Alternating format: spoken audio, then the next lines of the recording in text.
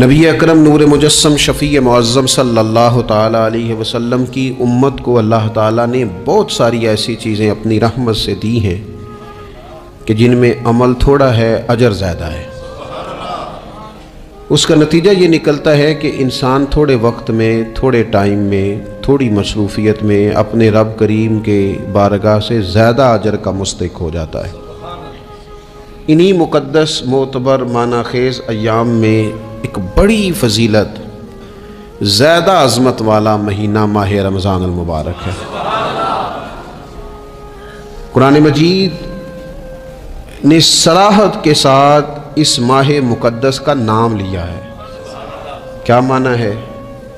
کہ یہ وہ مقدس مہینہ ہے جس کا میرے رب کریم نے نام لیا ہے، اللہ نے نام لیا ہے۔ شہر رمضان الذی انزل فیہ القرآن، فرمایا رمضان کا وہ مقدس مہینہ ہے جس میں اللہ نے قرآن نازل فرمایا ہے۔ اس ماہ نور، ماہ سرور کا نام نامی اللہ تعالیٰ نے قرآن مجید کے اندر ذکر فرمایا۔ حضرت سلمان فارسی رضی اللہ تعالیٰ عنہ ارشاد فرماتے ہیں کہ شعبان المعظم کا آخری دن تھا، اگلے دن رمضان شروع ہونے والا تھا کہ رسول پاک علیہ السلام نے ہمیں رمضان کی فضیلت پر خطبہ ارشاد فرمایا۔ آپ اس بات کو غور سے سمجھیے کہ ایسا مہمان جس کے آنے سے پہلے اس کی فضیلت بیان کی جا رہی ہے، اور فضیلت کون بیان کر رہا ہے؟ امام الانبیاء صلی اللہ تعالیٰ علیہ وسلم۔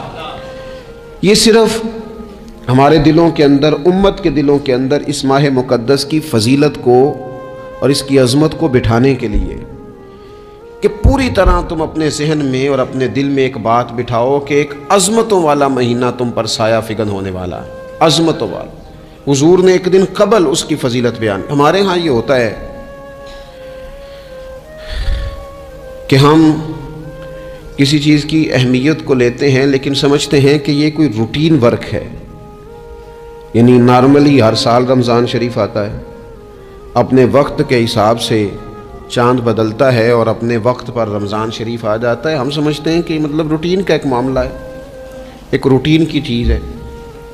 لیکن اگر آپ اس کو اس نظر سے دیکھیں گے نا کہ اس مہینے کے آنے سے پہلے، یعنی ابھی ایک دن بعد آنا ہے رمضان کو، اور آنے سے پہلے حضرت سلمان فارسی فرماتے ہیں کہ نبی پاک نے ہمیں باقاعدہ بلا کے خطبہ دے کے رمضان کی عظمت ہمارے دلوں میں بٹھائی، یعنی فکری طور پر اور ذہنی طور پر امت کو تیار کیا۔ فرمایا تم پر ایک ایسا مہینہ سایہ فگن ہونے والا ہے جو مبارک ہے تمہارے لیے، باعث برکت ہے تمہارے لیے۔ تم اپنے آپ کو ذہنی طور پر تیار کرو کہ ایک ماہ نور تمہارے قریب آ رہا ہے۔ جو رمضان، اسلامی عبادات جتنی بھی ہیں نا، وہ مخصوص پوجا پاٹ نہیں۔ اسلامی عبادات میں سے کوئی عبادت بھی ایسی نہیں جس کا مقصد ہی ہو کہ آپ نے اتنے وقت سے لے کر اتنے وقت تک فلاں عمل کرنا ہے۔ جتنی بھی عبادات ہیں اسلامی، وہ اپنے دامن میں کوئی نتیجہ رکھتی ہیں، کوئی رزلٹ رکھتی ہیں، اس کے ثمرات انسانی زندگی پر مرتب ہوتے ہیں۔ انسان کو تزکیہ نصیب ہوتا ہے، اس کے باطن کو صفائی نصیب ہوتی ہے، اسے خیر کرنے کا موقع ملتا ہے، تربیت کے بہت سارے مواقع اس میں پائے جاتے ہیں، بہت سارے اسرار و رموز کے ساتھ اسلامی عبادات ہیں۔ یہ جو رمضان المبارک ہے نا، یہ جو روزہ ہے، یہ روزہ اپنے دامن کے اندر تربیت رکھتا ہے، تربیت۔ یا ایھا الذین آمنوا کتب علیکم الصیام کما کتب علی الذین من قبلکم لعلکم تتقون۔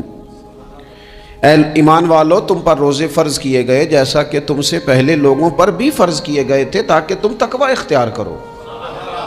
روزہ تمہیں پرہیزگار بنائے گا، تمہارے اندر سے جو نفسانی چیزیں ہوں گی انہیں نکالے گا، اور اللہ تبارک و تعالیٰ کی طرف تمہارے دل کا رجحان ہوگا، تمہاری روح کا رجحان ہوگا، تمہیں تزکیہ دے گا۔ روزہ انسان کی تربیت کرتا ہے، انسان کو روزہ ذہنی طور پر تیار کرتا ہے کہ اللہ کے حکم کے مطابق کھانا ہے، اللہ کے حکم کے مطابق پینا ہے۔ سب سے بڑا مسئلہ اس دور کا رزق کے حلال کا حصول ہے اور حرام سے اجتناب ہے۔ تو روزہ ہمیں یہ سبق پڑھاتا ہے کہ ہم وہی کھائیں گے اور اسی وقت کھائیں گے جو کھانے کا ہمیں ہمارے رب نے حکم ارشاد فرمایا ہے۔ اور جسے اللہ رسول منع کر دیں گے جتنی مرضی چمک دمک اپنے دامن میں رکھے جتنی مرضی، لیکن ہم وہی لیں گے جو ہمارے لیے جائز ہے۔ آپ غور فرمائیے، روزہ لعلکم تتقون، روزہ تمہیں پرہیزگار کرتا ہے۔ بہت سارے لوگ ایک بات کرتے ہیں کہ عادتیں نہیں بدلی جاتی، یار کوشش کرتا ہوں لیکن میری عادت نہیں تبدیل ہوتی۔ میں آپ کو ایک رائے دینے لگا ہوں، مشورہ دینے لگا ہوں، میں آپ سے یہ عرض کرنے لگا ہوں کہ موقع آیا ہے رمضان شریف کا۔ رمضان میں بندہ روٹین میں اپنی عادتیں بدلتا ہے۔ کسی کو سویرے 7 بجے کھانے کی عادت ہے، کسی کو 9 بجے کھانے کی عادت ہے، کوئی صبح ناشتہ نہیں کرتا، دوپہر میں ہی کھاتا ہے، لیکن رمضان آیا تو عادت بدل گئی۔ 7 بجے والا بھی نہیں کھا رہا، 9 بجے والا بھی نہیں کھا رہا، دوپہر والا بھی نہیں کھا رہا، سارے سحری میں کھا رہے ہیں۔ عادت بدل گئی، بالکل طبیعت بدل گئی، روٹین چینج ہو گئی۔ کوئی اٹھ رہا تھا صبح فجر میں اللہ کی توفیق سے، اللہ تعالیٰ معاف فرمائے، تو کچھ ایسے بھی تھے جو 9-10 بجے اٹھ رہے تھے، کچھ الحمدللہ فجر پڑھ کے چلو کسی وجہ سے پھر سو گئے، 10-11 بجے اٹھ رہے تھے، روٹین بدلی ہوئی تھی۔ رمضان آیا تو بدل گئی، سارے سحری میں اٹھ رہے ہیں، تہجد کے وقت سب کی آنکھ کھول رہی ہے، بالکل روٹین بدل گئی، حالات بدل گئے، معاملات تبدیل ہو گئے، اوقات تبدیل ہو گئے، دفاتر کے ٹائم تبدیل ہوئے، اسکولوں کے نظام تبدیل ہوئے، مدارس کے اوقات تبدیل ہوئے، ہر چیز کے اندر تبدیلی آئی۔ معنی کیا ہے کہ اللہ نے تمہیں موقع دیا ہے کہ عادتیں بدلی جا سکتی ہیں، اپنے آپ کو تبدیل کیا جا سکتا ہے، لائف سٹائل کو چینج کیا جا سکتا ہے۔ یہ موقع آیا ہے، ایک مہینہ ہے پورا، 2-3 دن 4 دن آپ کی روٹین بگڑ جائے نا سونے کی، یعنی روٹین سے ہٹ کے آپ سونا جاگنا شروع کر دیں تو پھر وہی روٹین بن جاتی ہے، پھر اسی ترتیب سے انسان سارے کام کرتا ہے۔ تو رمضان میں روٹین چینج ہوگی، سارے تہجد میں اور سحری میں اٹھیں گے، تو اللہ کرے نا یہ روٹین قائم رہے۔ رمضان میں تو اٹھتے تھے سحری کرنے کے لیے، تو اللہ کرے روٹین بن جائے اور سارا سال اٹھیں تہجد کی نماز ادا کرنے کے لیے، اللہ کرے روٹین بن جائے، چیزیں تبدیل ہو جائیں۔ وہ لوگ جن کو ڈاکٹر کہہ رہے تھے کہ دوائی بھی کھانی ہے اور پرہیز بھی کرنا ہے، تو وہ کہہ رہے تھے جی دوائی کھانا تو آسان ہے، پرہیز کرنا مشکل ہے، تو بدلنے لگی ہے نا روٹین، آ گیا نا رمضان، پرہیز کا ٹائم شروع ہو گیا۔ لہذا بہترین فائدہ یہ ہوگا کہ رمضان میں پرہیز ہوگی، ڈائٹ پلان بالکل بنایا جا سکتا ہے، اس میں چیزوں کو بالکل مرتب کیا جا سکتا ہے۔ تو رمضان شریف کے آنے سے پہلے ذہنی طور پر اپنی عادات کی تبدیلی کا پروگرام بنائیں، عادتیں بدل جایا کرتی ہیں۔ رسول کریم دنیا میں آئے وَيُزَكِّيكُمْ، حضور تزکیہ کرنے تو آئے ہیں، عادتیں بدلنے تو تشریف لائے ہیں۔ نبی پاک نے صفائی ستھرائی کر دی، ساری ناپاک چیزوں کو نکال دیا۔ تو روٹین دیکھیں کہ رمضان میں تقوی کے حصول کے لیے اپنی عادات کو تبدیل کرنا ہے، اور اس کے لیے ذہنی طور پر اپنے آپ کو تیار کریں۔ وہ جو کہتے ہیں بچے سویرے نہیں اٹھتے، وہ روٹین بنا لیں، یہ موقع آیا ہے، ابھی سے ارادہ کر لیں کہ جناب ہم نے اس ترتیب سے اپنے گھر کو، ماحول کو، بچوں کو اس ترتیب سے ہم نے مرتب کرنا ہے چیزوں کو۔ یہ آپ ارادہ کریں، اللہ تعالیٰ مدد فرمائے گا۔ رمضان المبارک کی جو خاص فضیلت ہے، اس خاص فضیلت کو رمضان آنے سے پہلے ذہن میں بٹھا لیں،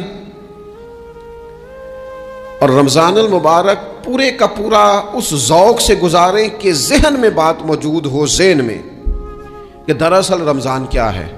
اللہ کے پیارے رسول صلی اللہ تعالیٰ علیہ وسلم نے فرمایا، اے لوگو تم پر ایک عظیم المرتبت مہینہ سایہ فکن ہو رہا ہے۔ حضور فرماتے ہیں شہر مبارک، فرمایا یہ بڑا برکت والا مہینہ ہے، یہ برکتیں لے کے آیا ہے، یہ رحمتیں لے کے آیا ہے، یہ اپنے ساتھ عنایات لے کے آیا۔ اور نبی اکرم صلی اللہ تعالیٰ علیہ وآلہ وسلم نے فرمایا جو بندہ بھی قرب الہی کی نیت سے رمضان میں نیکی کا طلبگار ہوگا، فرمایا وہ اگر نفل نیکی کرے گا نا تو اللہ تعالیٰ اسے فرض کے برابر ثواب عطا فرمائے گا۔ اور حضور علیہ السلام فرماتے ہیں جو اس مہینے میں ایک فرض ادا کرے گا اللہ 70 فرضوں کے برابر اجر عطا کرے گا۔